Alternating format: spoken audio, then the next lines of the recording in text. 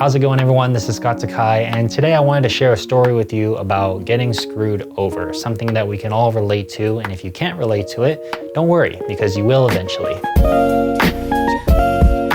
A few years ago, I wasn't getting a lot of client work and not making a lot of money, so it put me in desperate mode trying to find video work. And a friend of mine referred me to somebody who said he was looking for a wedding videographer. So I hit him up and we started chit-chatting about what exactly he wanted from me. And the call went pretty well, and from there we scheduled a meeting. And after I got off the phone with him, I checked out his website and found red flag number 1. His work was beyond horrible. And I couldn't even believe that this guy was charging money for the quality of work that he had on his website. It looked like the clients had just hired their nephew to shoot. Actually, scratch that. The nephew would have done a much better job. Like, that's how bad it was. But since I really needed money and wasn't getting a lot of work, I looked past it because this guy had said that he books these weddings a few times a month. So I figured that as long as he pays me, then maybe it's something that I can do temporarily. So I ended up meeting him at a Starbucks, and while talking to him, I find red flag number 2. He shows up in a suit and tie and talks to me as if we're in a corporate boardroom meeting. He's speaking overly professionally, calling me sir, and just being so polite to the point where it was just weird. Like, it felt like he was compensating for something. I'm not trying to say that everyone who dresses up or talks nicely is going to screw you over, but it was more the way that he was carrying himself that gave me this weird gut feeling about him. So we finished the meeting and he hands me a contract and different types of paperwork to sign, and I take it home and look it over.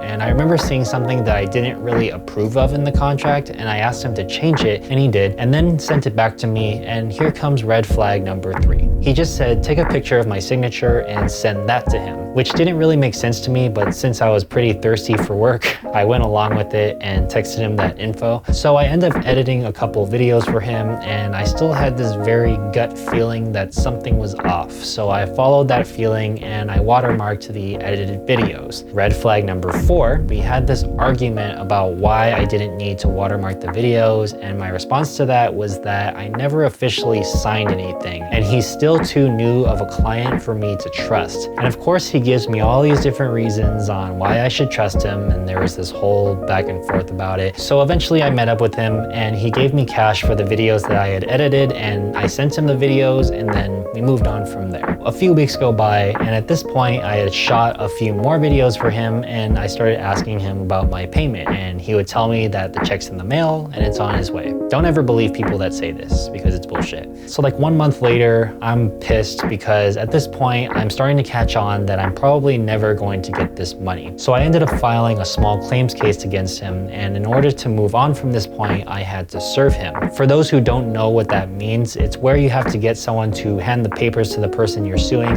and get them to confirm their identity, and you say, you've been served. Kind of like Dale Denton's job in Pineapple Express. You've been served. Hey, thanks a lot, asshole. So I thought, all right, how hard can this be? So I ended up getting a friend to help me, and we drove to the address that I found on his website, and this brings me to red flag number 5, which was actually something that I noticed in the beginning of all of this, but of course ignored. He had 3 different addresses, so I didn't really know which address to actually go to, so I ended up just going to all 3. And of course, he's not at any of these addresses, and each building that I went to had told me that this guy hadn't been there for months. So at this point, I decided to just go straight for the throat, and I had another friend call him up and pretend to be a client and arrange a meeting with him so that I can get him into a specific location and serve him from there. My friend used a fake name, of course, and the one thing that I didn't really understand was that over the phone, he was a dick to him. He was being an asshole client while trying to book him for a job on the first call. That was his first impression of him, basically. He was just like this overdramatic drama queen. And of course, that's gonna raise some red flags for the guy. And I tell my friend, why are you treating him like that? Like, that's not going to help the situation. And he basically just told me, don't worry, like, I've done this before, it's going to work. Somehow it ends up working miraculously. The meeting ends up getting scheduled, and I'm just like, if it works, it works. But I still didn't really understand why he treated him that way. So the day comes where justice can be served, and right when I'm about to leave to pick up my friend, he texts me saying, he knows. I'm just like, how is that even possible? So the guy ends up texting my friend saying that he knows what his real name is, and then that the meeting is off. And my friend told me that he must have traced my phone number back to what my real name was, noticed that something was kind of fishy, and then called it off.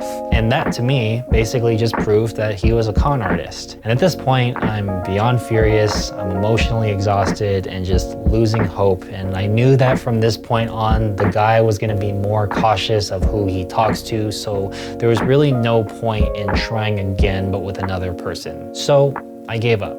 I dropped the whole thing, just said fuck it, and moved on with my life, and just looked at it as a valuable lesson. Don't say yes to shitty work out of desperation.